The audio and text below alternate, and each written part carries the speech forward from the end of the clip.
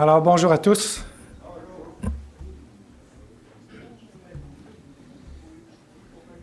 Je me mets un petit chronomètre ici pour être sûr de ne pas dépasser mon temps autant que possible. Je vous invite, si vous n'avez pas mis votre téléphone là, sur silencieux, mode silencieux, de le faire maintenant, avant que je débute. Merci Benjamin pour l'introduction. Alors, Saül. On continue avec Saül, premier roi d'Israël, la colère d'un homme. Aujourd'hui, on va s'intéresser aux colères de Saül. J'ai abordé le sujet brièvement dans mon précédent message où je parlais de l'attaque des Ammonites, la victoire de Saül sur les Ammonites. Alors, Saül avait été... On va le voir. Mais vous, est-ce que vous avez déjà expérimenté la colère? Êtes-vous de ceux qui explosent? Boum! De ceux qui refoulent. Est-ce que la vengeance est un plat qui se mange froid? Subissez-vous la colère des autres? Oui, la petite fille, là. Elle commence jeune, hein? Alors, avez-vous un problème avec la colère? Alors, David Powlison, il a écrit le livre « Chrétien en colère ». Lui, il soutient que tous ont un problème sérieux avec la colère. Tout le monde.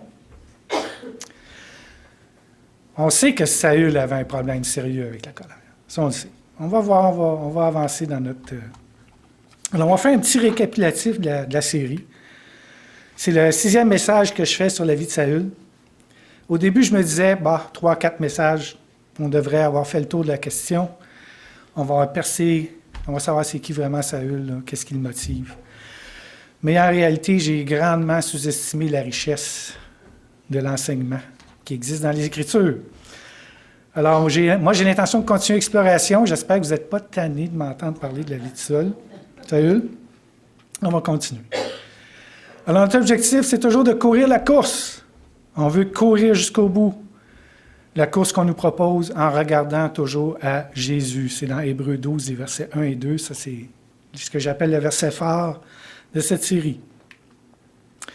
Quelques points saillants. Alors, je compare maintenant, on est rendu au 6e message, je vais comparer cette série à une course de fond. On a pris le départ sur la place de la conquête de Canaan. On s'est dirigé boulevard de l'appel de Saül. On a traversé le parc de la providence divine. On a poursuivi sur l'allée du couronnement, puis on a atteint la place de la victoire sur les Ammonites. On a toujours des interrogations. Alors, quel était le plan de l'Éternel pour Saül? Puis on a commencé à avoir quelques réponses. On a vu qu'il avait été choisi et appelé pour être roi d'Israël. On s'était donné comme une hypothèse que Saül avait des choix qui lui permettraient de bien terminer la course. Puis on a vu que Saül avait reçu un encadrement propice à cela. Il était bien encadré. Alors, quelles sont les causes de sa chute? Parce qu'on sait que Saül va chuter, il va avoir une fin de vie horrible. Alors, quelles sont les applications pour nos vies? Alors, aujourd'hui, notre objectif, là, on prend un virage à 90 degrés. On va aller sur l'avenue de la colère dans notre course de fond. On va regarder comment Saül a expérimenté la colère. On va voir sa réaction. Puis, ça devrait aussi nous parler à nous sur comment nous devons réagir face à la colère. Fait qu'on va regarder au début les trois colères de Saül. On va voir 3 cas différents. Le premier, c'est l'attaque des Ammonites. On va passer rapidement là-dessus, j'en ai déjà parlé. Mais je vais relire les versets. Alors, 1 Samuel, chapitre 11, les versets 5 à 7, je crois. « Et voici, Saül revenait des champs derrière ses bœufs, et il dit, qu'a donc le peuple pour pleurer? Et on lui raconta ce qu'avaient dit ceux de Jabès. Jabès était encerclé par les Ammonites. Dès que Saül eut entendu ces choses, il fut saisi par l'Esprit de Dieu et sa colère s'enflamma fortement. Il prit une paire de bœufs et les coupa en morceaux qu'il envoya par les messagers dans tout le territoire d'Israël en disant « Quiconque ne marchera pas à la suite de Saül et de Samuel aura ses bœufs traités de la même manière. La terreur de l'Éternel s'empara du peuple qui se mit en marche comme un seul homme. » On avait vu que la colère de Saül avait été comme un moteur pour participer à la libération de la ville de Jabès. On va maintenant voir un deuxième épisode, la victoire de David sur les Philistins dans 1 Samuel 18, les versets 6 à 10. Alors, comme il revenait lors du retour de David après qu'il eut tué le Philistin, les femmes sortirent de toutes les villes d'Israël au-devant du roi Saül, en chantant et en dansant au son des tambourins et des triangles et en poussant des cris de joie. Grande victoire. Les femmes qui chantaient se répondaient les unes aux autres et disaient « Saül a frappé ses 1000 et David ses 10 000. » Saül fut très irrité et cela lui déplut. Il dit « On en donne 10 000 à David et c'est à moi que l'on donne les 1000. Il ne lui manque plus que la royauté. » Et Saül regarda David d'un mauvais œil à partir de ce jour et dans la suite. Le lendemain, le mauvais esprit de Dieu saisit Saül qui eut des transports au milieu de la maison. David jouait comme les autres jours et Saül avait sa lance à la main. David était employé pour, quand Saül n'allait pas bien, il jouait de la musique pour le calmer. Saül leva sa lance, disant en lui-même, « Je frapperai David contre la paroi. » Mais David se détourna de lui 2 fois. Autre cas, 1 Samuel 20, les versets 27 à 33. L'absence de David à une fête. Donc, ça se passe quelques années plus tard, ou quelques temps plus tard. Le lendemain, second jour de la nouvelle lune, la place de David était encore vide. Et Saül dit à Jonathan, son fils, « Pourquoi le fils d'Isaïe n'a-t-il pas paru au repas ni hier ni aujourd'hui? » Jonathan répondit à Saül, « David m'a demandé la permission d'aller à Bethléem. Il a dit, « Laisse-moi aller, je te prie, car nous avons dans la ville un sacrifice de famille, et mon frère me l'a fait savoir. Si donc j'ai trouvé grâce à tes yeux, permets que j'aille en hâte voir mes frères. C'est pour cela qu'il n'est point venu à la table du roi. » Alors la colère de Saül s'enflamma contre Jonathan, et il lui dit, « Fils pervers et rebelle, ne sais-je pas que tu as pour ami le fils d'Isaïe à ta honte et à la honte de ta mère? » En version Darby, c'est un petit peu différent. Et la colère de Saül s'embrasa contre Jonathan. Il dit, « Fils de la femme perverse et rebelle, ne sais-je pas que tu as choisi le fils d'Isaïe à ta honte et à la honte de la nudité de ta mère? » Ici, dans la version Darby, non seulement il dit du mal de son fils, mais il dit aussi du mal de sa femme. Verset 31. « Car aussi longtemps que le fils d'Isaïe sera vivant sur la terre, il n'y aura point de sécurité ni pour toi ni pour ta royauté, et maintenant envoie-le chercher qu'on me l'amène, car il est digne de mort. » Jonathan répondit à Saül, son père, et lui dit, « Pourquoi le ferait-on mourir? Qu'a-t-il fait? » Et Saül dirigea sa lance contre lui pour le frapper. Jonathan comprit que c'était chose résolue chez son père de faire mourir David. Il se leva de table dans une ardente colère.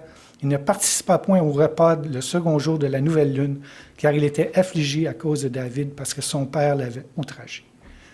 Jonathan aussi tombe en colère. On voit que Saül est prêt à tuer. Il lève sa lance contre David. Il lève sa lance contre son propre fils, Jonathan. Saül n'est pas le seul. On voit dans les Écritures d'autres exemples de colère meurtrière. Caïn a tué Abel parce qu'il était en colère. Les fils de Jacob tuent les habitants de la ville de Sichem parce qu'ils sont en colère. David est en route pour tuer Nabal et ses gens. Mais l'Éternel va l'en empêcher grâce à Abigail. Alors Nabal avait été, comment je pourrais dire ça, injurieux ou envers David. Il avait refusé de l'aider. Puis David s'était mis comme en colère. Il est parti avec quelques centaines d'hommes pour aller régler le cas de Nabal. Abigail, quand elle a su ça, elle s'est dépêchée. Puis David a reconnu que l'Éternel avait agi pour l'empêcher de commettre une folie. Mais il existe aussi des colères positives dans les Écritures. On va voir la colère de Jésus. Une en particulier, l'homme à la main sèche. Alors Jésus-Christ, double nature, pleinement Dieu, pleinement homme. En tant qu'homme, il fait l'expérience de la colère comme nous. On a l'expérience de la colère dans nos vies. Alors, Marc 3, les versets 1 à 6, je ne vais pas aller trop loin là-dedans parce que Jean-Charles va prêcher là-dessus, mais on va quand même lire le texte. Il entra encore dans la synagogue, il y avait là un homme qui avait la main desséchée. Et il l'observait pour voir s'il le guérirait le jour du sabbat afin de l'accuser. Alors, ça, c'est les pharisiens. Ils veulent accuser Jésus. Et il dit à l'homme qui avait la main desséchée, « Lève-toi là devant nous. » Et Jésus demande aux pharisiens, « Est-il permis de faire du bien le jour du sabbat ou de faire du mal, de sauver la vie ou de tuer? » Mais ils gardaient le silence. Jésus, les ayant regardés alentour avec colère, étant attristé de leur endurcissement de leur cœur, il dit à l'homme, « Étends ta main, et il l'étendit. Sa main fut guérie. » Et les pharisiens, sortant aussitôt avec les Hérodiens, tinrent conseil contre lui pour le faire périr. Qu'on remarque ici dans la réponse de Jésus, dans l'expression de sa colère, il a quand même montré de la compassion et de la bonté envers l'homme qui était malade, que sa main était sèche. Puis en même temps, il instruit le peuple et nous sur le véritable sens du sabbat en guérissant l'homme. Puis il combat aussi la dureté du cœur des pharisiens.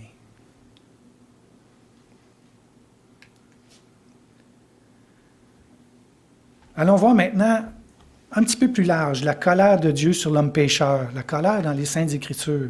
Alors, si on fait une recherche de mots dans la version Louis II, le mot colère apparaît 362 fois dans 352 versets. Le mot irrité, 64 fois dans 63 versets. Le mot fureur, 128 fois dans 124 versets. Et le mot courroux, 4 fois dans 4 versets. Puis vous prenez une version d'Arby, les nombres, là, c'est similaire. Combien de fois le mot amour apparaît dans Louis II? 55 fois, sur 53 versets. Alors on voit que la colère, c'est quelque chose que la Bible nous parle de la colère. Si on regarde un peu, en général, la majorité des mentions concernent la colère de l'Éternel contre l'injustice et le péché. Puis la colère est associée au châtiment des individus et des nations. La colère de l'Éternel est mentionnée dans presque une quarantaine de livres dans les Écritures. Sur 66, là, vous avez la liste ici, je ne veux pas la lire, mais vous voyez que de l'Ancien au Nouveau Testament. Mais qu'est-ce qui distingue la colère de l'Éternel des fois de nos colères? Bien, c'est ce verset-là. Colère et miséricorde. Joël 2, verset 13, « Déchirez vos cœurs et non vos vêtements. Et revenez à l'Éternel votre Dieu, car il est compatissant et miséricordieux, lent à la colère et riche en bonté, et il se repent des maux qu'il envoie. » Et cette même idée-là, compatissant et miséricordieux, lent à la colère et riche en bonté, on le retrouve là dans Exode 34, 6, Nombre 14, 18, Néhémie 9, 17, Psaume 86, 15, Psaume 103, 8, Psaume 145, 8, Jonas 4, 2 et Nahum 1, 3. Répété dans l'Écriture. Oui, l'Éternel est lent à la colère. L'Éternel est bon. L'accomplissement de sa colère, quand elle se manifeste, est toujours précédé d'avertissement. Quand Dieu planifiait de détruire Ninive, il a envoyé Jonas pour avertir les gens de la ville avant. Repentez-vous. L'Éternel a envoyé les prophètes envers Israël, la nation de Juda et d'Israël, pour leur dire « Repentez-vous avant que ma colère vous frappe. » Un exemple, en tout cas, l'Éternel a envoyé son Fils subir la colère qui nous était destinée sur la croix, mourir sur la croix pour nous. Parce qu'on avait tous mérité la colère de Dieu. Dans l'Évangile, on trouve un avertissement concernant l'homme. Celui qui croit au Fils a la vie éternelle, celui qui ne croit pas au Fils ne verra point la vie, mais la colère de Dieu demeure sur lui. Dans Jean 3, 36. On sait qu'un jour, la colère de Dieu va se manifester. Alors, si vous ne l'avez pas déjà fait, moi, je vous encourage fortement à échapper à cette colère. Comment? Faites comme les Thessaloniciens, dans 1 Thessaloniciens, les versets 9 et 10, « Car on raconte à notre sujet Quel accès nous avons eu auprès de vous et comment vous vous êtes convertis à Dieu? C'est Paul qui parle. En abandonnant les idoles pour servir le Dieu vivant et vrai, pour attendre des cieux son Fils qu'il a ressuscité des morts, Jésus qui nous délivre de la colère à venir. Le Christ peut nous délivrer de la colère à venir. J'en profite pour mentionner l'importance de mentionner qu'il faut aller au pied de Jésus-Christ, l'accepter comme notre Seigneur et Sauveur. Un sermon que notre frère Noël Aubu nous avait partagé et qu'il aimait beaucoup, écrit par Jonathan Edwards. Ça avait été écrit en anglais, là, « Sinners in the hands of an angry God » ou « Pécheurs entre les mains d'un Dieu en colère ». Ça a été écrit en 1741. C'est encore lu aujourd'hui. Ça a participé au grand réveil qu'il y avait eu aux États-Unis dans cette période-là. Puis il expliquait là-dedans, là, vraiment, qu'est-ce qui vous attend si vous n'acceptez pas Jésus comme votre sauveur. En tout cas, si ça vous intéresse, je vous encourage à le lire. « Entre les mains d'un Dieu en colère », vous pouvez trouver ça sur Internet.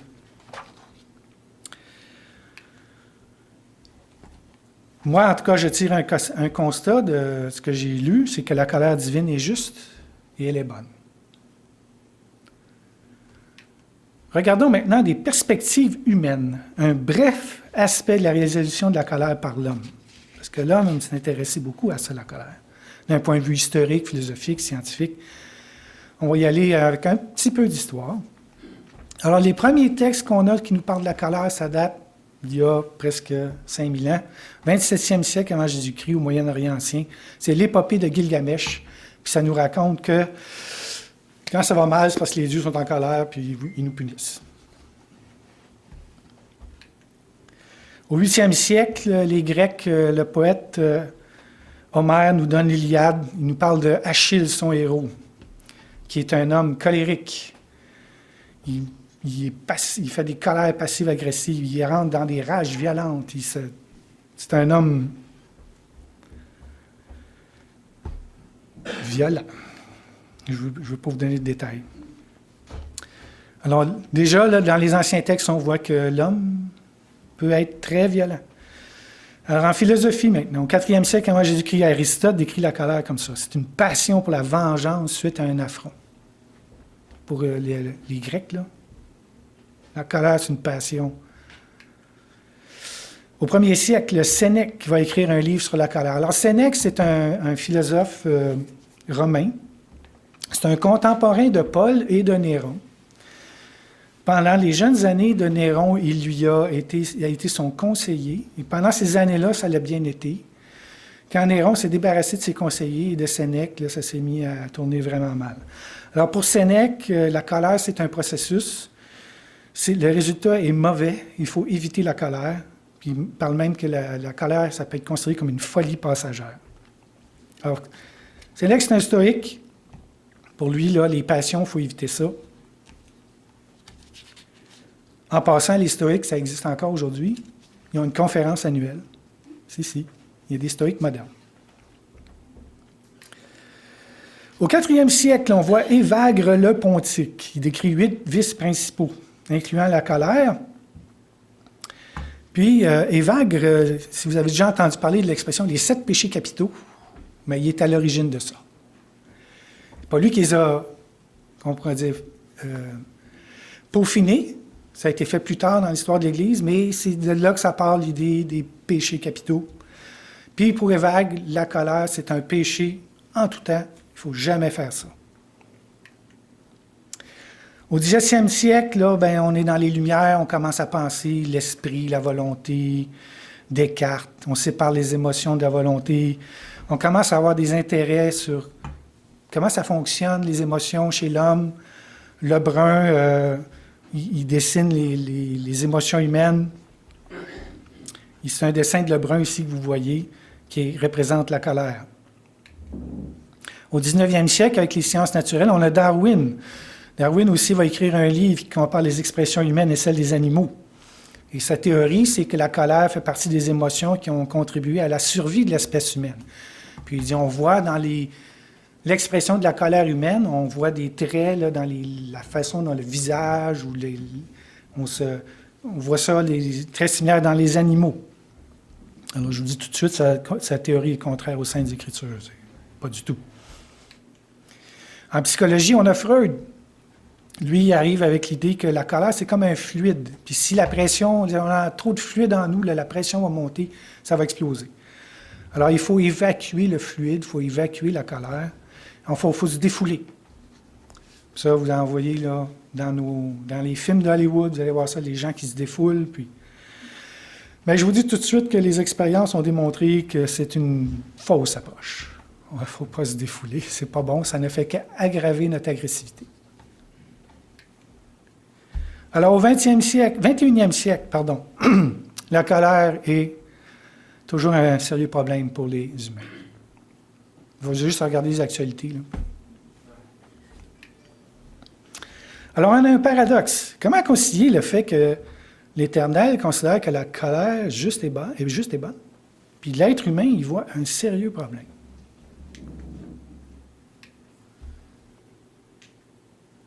OK. Alors, comment gérer la colère en accord avec les Saintes Écritures? C'est ce que je vais essayer de vous dire. C'est sûr qu'en 40 minutes, là, on ne fera pas le tour de la question très profondément, mais on va essayer de trouver des pistes de solution. Alors, l'origine de la colère chez l'homme, bien, on l'a hérité de la nature divine.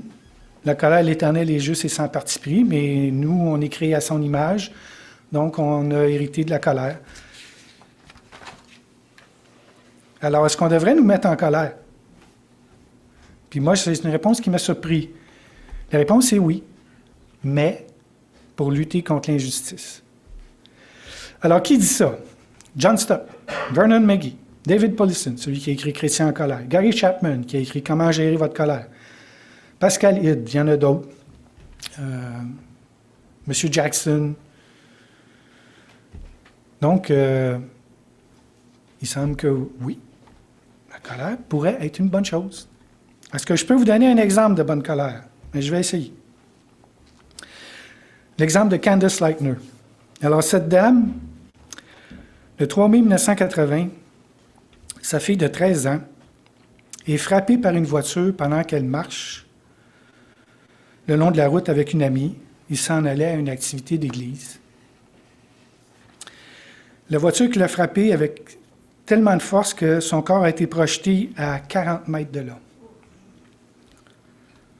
Le conducteur ne s'est pas arrêté.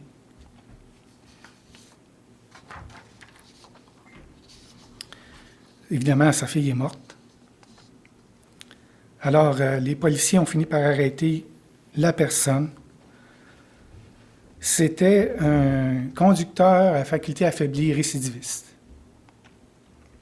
Il venait de sortir de prison il y a 2 jours. Il avait passé la matinée au bar à boire. Les policiers ont dit à Mme Lightner qu'il ne pouvait pas faire grand-chose. Puis quand l'homme a été traduit en justice, il a reçu une sentence bonbon. Mme Lightner était enragée. Qu'est-ce qu'elle a fait? Elle a commencé par... Elle a quitté son emploi. Elle a fait des recherches. Et puis, elle a réalisé que dans les 10 années précédentes, 250 000 personnes étaient mortes dans des accidents causés par l'alcool au volant aux États-Unis. Puis qu'à chaque année, 660 000 personnes étaient blessées par l'alcool au volant aux États-Unis.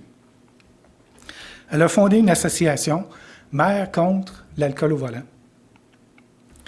Et puis, elle a décidé qu'elle allait agir. Elle s'est associée avec d'autres mères. Et, vous allez me dire, c'est...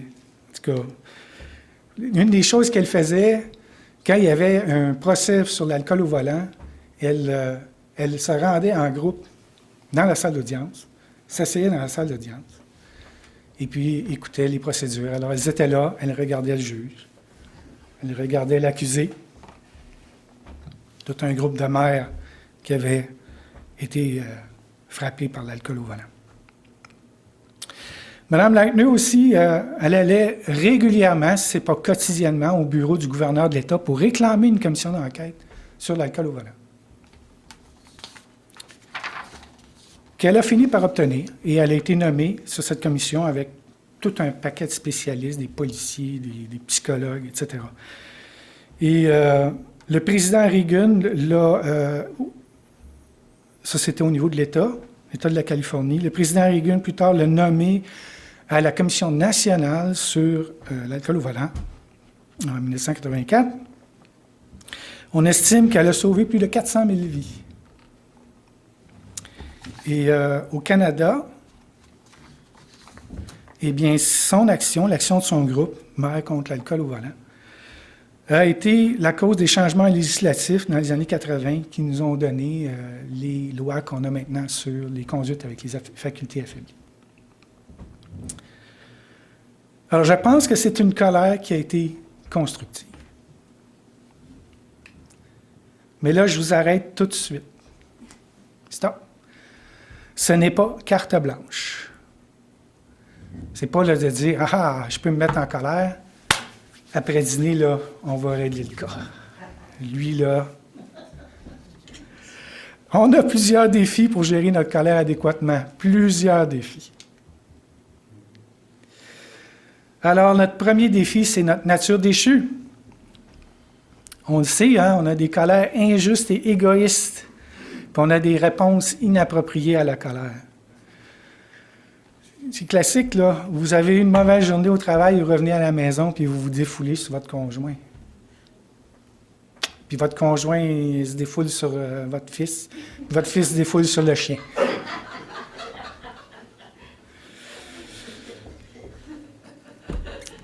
On répète des mauvais comportements appris de nos proches. Pensez-y, là, puis regardez comment vos parents réagissaient à la colère. Puis, typiquement, vous avez adopté le mode qu'un de vos parents avait, celui dont vous vous sentez le plus proche, psychologiquement. Là, vous répétez probablement son mode de réaction à la colère. Alors, notre deuxième défi, c'est le mot « colère » en français. Donc, il y a plusieurs définitions, puis ça peut compliquer un peu nos trucs. Fait que, on l'a vu, pour Aristote, colère, c'est un processus de vengeance. Donc, des fois, la colère, ça inclut la vengeance. Des fois, colère, c'est synonyme de dispute, querelle. Des fois, colère, c'est synonyme de l'émotion. Puis, des fois, c'est synonyme de lutte contre l'injustice. Alors, le mot peut avoir des aspects négatifs, neutres ou positifs. Un exemple de ça, c'est la définition de colère dans Galates 5.20. C'est le mot grec « thumos ». Alors, si je regarde, je vais lire le Galates 5.19 à 5.21. « Or, les œuvres de la chair sont manifestes, lesquelles sont la fornication, l'impureté, l'impudicité, l'idolâtrie, la magie, les inimitiés, les querelles, les jalousies, les colères, les intrigues, les divisions, les sectes, les envies, le meurtre, les ivrogneries, les orgies, les choses semblables à celles-là, au sujet desquelles je vous ai déclaré d'avance, comme aussi je l'ai déjà dit, que ceux qui commettent de telles choses n'hériteront pas du royaume de Dieu. » Alors, dans Second 21, c'est traduit par colère. Dans Darby, c'est traduit par colère. Dans Sommer 2015, c'est traduit par accès de colère. Et dans Louis II, 1910, c'est traduit par animosité. Alors, quand on voit le mot colère, c'est important de tenir compte du contexte pour comprendre est-ce que c'est un aspect négatif, est-ce que c'est un aspect positif.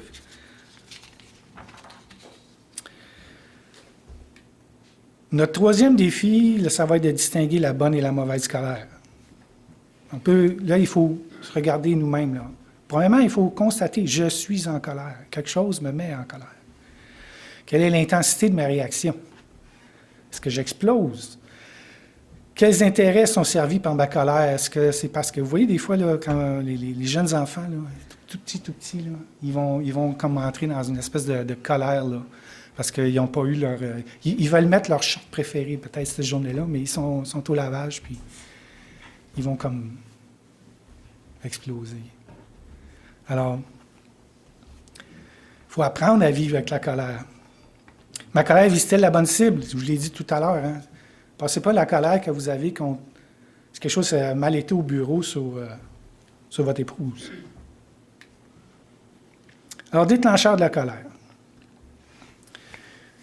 Si on regarde la colère comme une émotion, là, c'est la perception d'une injustice. On voit quelque chose, puis en nous, ça dit, ça c'est mal. C'est un signal d'alarme. On compare ça à un indicateur rouge dans le tableau de bord d'une voiture. L'émotion. L'indicateur s'allume, quelque chose ne va pas. Là, c'est qu'est-ce que vous allez faire avec. Il y en a qui vont prendre un collant puis ils vont le mettre sur l'indicateur rouge du tableau de bord. Et voilà, problème réglé. Mais on voit que ce n'est pas la bonne chose. Il faut gérer ça. La colère aussi nous pousse à l'action. C'est mal, il faut le changer. Saül, tu es en colère, et on va libérer la ville de Jabès en Galade. Alors, comment gérer la colère? Puis là, ça c'est Gary Chapman qui a écrit son livre « Anger, Taming Powerful Emotion ». Il n'y a pas de version française, malheureusement. Mais lui, je le dirais, son livre est vraiment pratique. C'est un chrétien, en passant. Il fait de la relation d'aide depuis des années. Il commence par... Puis là, son livre, c'est quand même une brique épaisse, là. Ça, c'est juste quelques éléments que vous allez trouver dans son livre. Il commence, il dit 5 étapes. Il dit, premièrement, reconnaissez que vous êtes en colère. Cachez-le pas, là, vous êtes en colère. Sachez-le. Reconnaissez-le. Deuxièmement, réfrénez votre réponse immédiate. Notre réponse immédiate. Ça, je le souligne parce qu'on va le voir dans les versets plus tard. Très important. Explosez pas.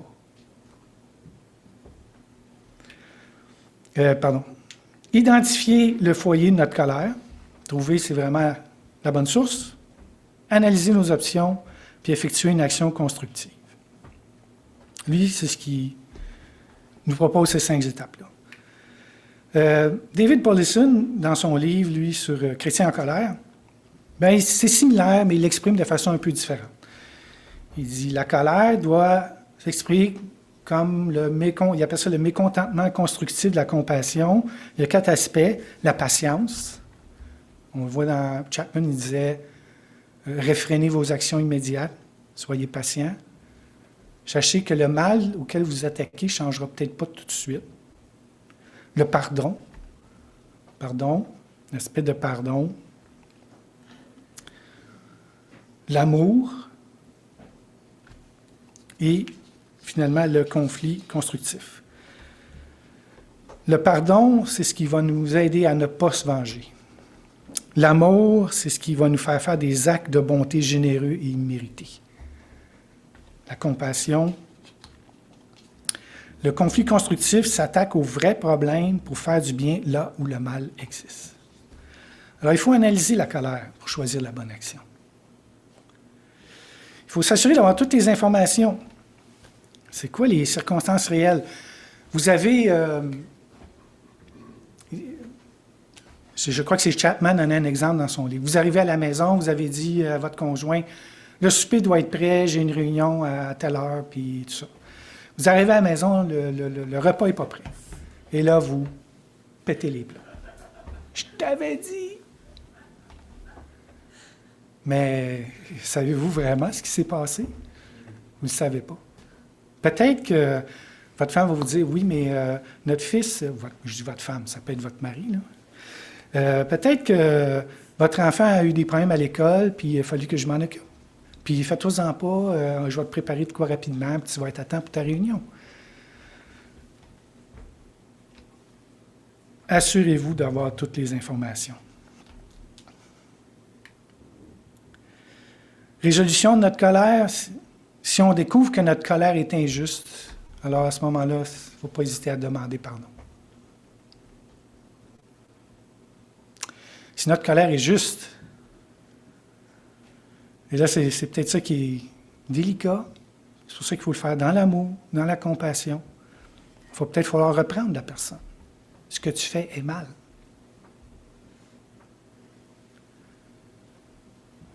Peut-être que votre colère n'aura pas de débouché humain. Peut-être que la relation entre les personnes avec lesquelles vous êtes en colère est bloquée. Ou...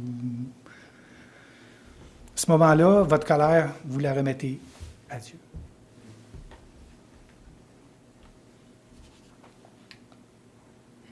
Être lent à la colère. Ça revient souvent dans les Écritures. Si vous vous mettez en colère, ne péchez point, que le soleil ne se couche pas sur votre colère et ne donnez pas accès au diable dans Éphésiens 4, 26, 27. On voit ici dans Éphésiens 4, 26, si vous vous mettez en colère. Vous pouvez vous mettre en colère. Mais ne péchez pas. Jacques 1, 19, 20. Chassez-le, mes frères bien-aimés, ainsi que tout homme soit prompt à écouter, lent à parler, lent à se mettre en colère, car la colère de l'homme n'accomplit pas la justice de Dieu. Là, je veux juste une petite note ici. Là. Dans ces deux versets-là, le mot colère apparaît 4 fois. Mais si vous regardez le grec, c'est 4 mots différents. Alors, il y a des nuances. Là. Alors, si vous mettez en colère, le premier mot, c'est « état ». Le soleil ne se couche pas sur votre colère. Ce mot-là veut dire comme exaspération. Lent à se mettre en colère, donc à déclencher le processus de la colère. Puis la colère de l'homme, ici, c'est comme punition, justice.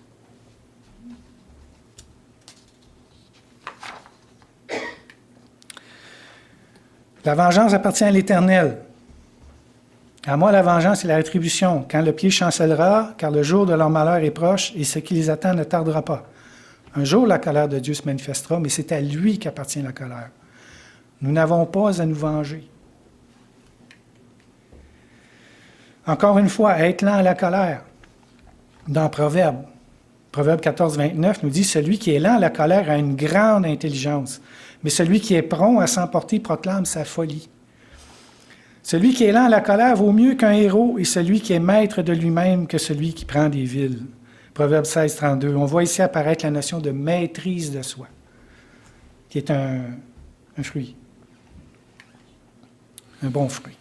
Fuir les mauvaises colères, ne fréquente pas l'homme colère, ne va pas avec l'homme violent, de peur que tu ne t'habitues à ses sentiers et qu'il ne devienne un piège pour ton âme. Alors, si après avoir vu ça, si on faisait une petite analyse, on vient à Saül, Jonathan. La colère de Jonathan, il est très en colère. Il sort de table, il quitte la salle. Il est la cible d'une colère injuste de la part de son père Saül. Mais je crois qu'il est animé d'une juste colère. Parce que ce que Saül fait à David est mal. Mais il n'explose pas contre son père, il va sortir de la salle. Il quitte, stoppe la confrontation. De toute façon, devant un homme violent comme Saül, c'est mieux de sortir, je pense. Il va prendre une pause. Le lendemain, il va aller avertir David du sort que Saül lui réserve. Et ensuite, David va fuir. Du côté de Saül maintenant, on l'a vu lors de l'attaque des Ammonites, il a manifesté une juste colère. Il a été au secours de la ville attaquée, il a accompli son rôle de défenseur de la nation. Mais dans sa relation avec David, il manifeste une colère injuste. Son orgueil prend le dessus. Le peuple, il préfère David. Son fils le préfère à lui.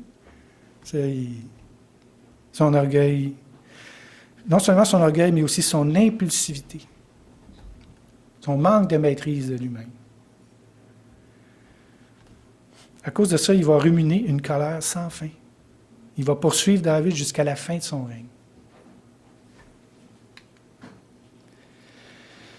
Saül va rater les occasions de restaurer sa relation avec David lors de sa poursuite. On va voir, là, on va voir. Dans les Écritures, nous racontent 3 endroits. À Najot, près de Rama, Saül est à la poursuite de David.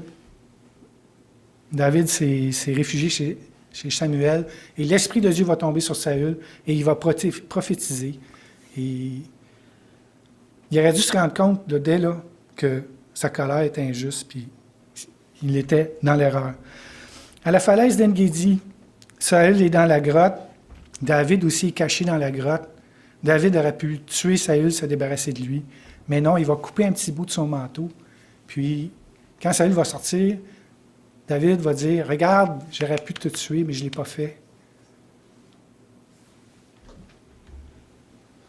Encore une fois, Saül aurait pu il y a eu comme un regret, mais ça n'a pas duré chez lui.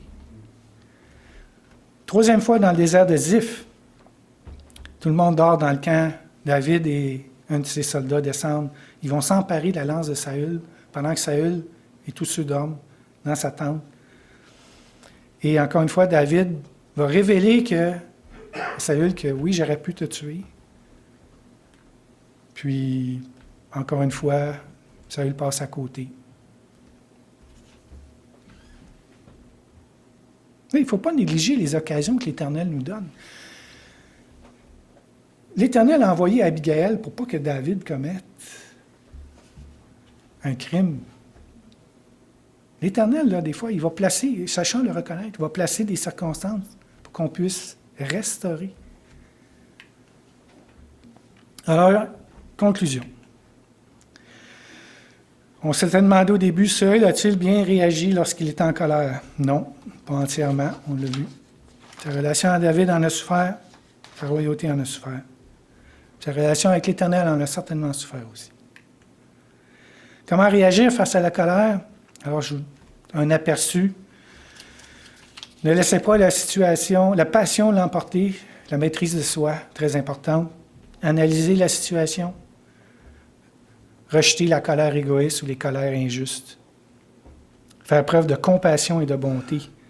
De la compassion et de la bonté du Christ dans la lutte à l'injustice. Compassion et bonté. Comme Jésus le fait quand il était en colère contre les pharisiens. Il y avait une histoire que j'aime beaucoup. C'est Moïse est sur la montagne, il est avec l'Éternel, et puis le peuple est en train de commettre le péché du veau d'or. Et puis l'Éternel lui dit, le peuple pêche, je vais mettre ma colère sur lui, puis on va recommencer à zéro, puis toi, je vais faire de toi une grande nation. Puis là, Moïse dit,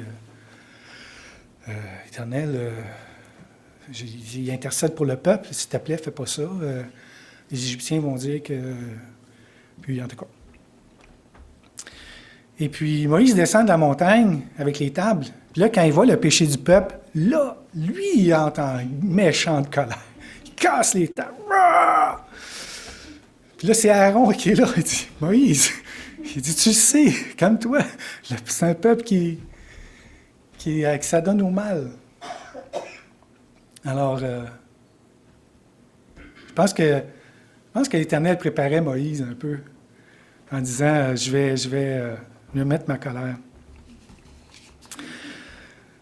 Alors, bonté et compassion du Christ, de l'Éternel, dans la lutte à l'injustice. Besoin d'aller plus loin? C'est dur pour vous, la colère?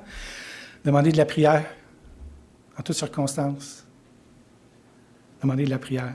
Partagez avec un frère ou une sœur. Obtenez un deuxième point de vue. Informez-vous sur le sujet.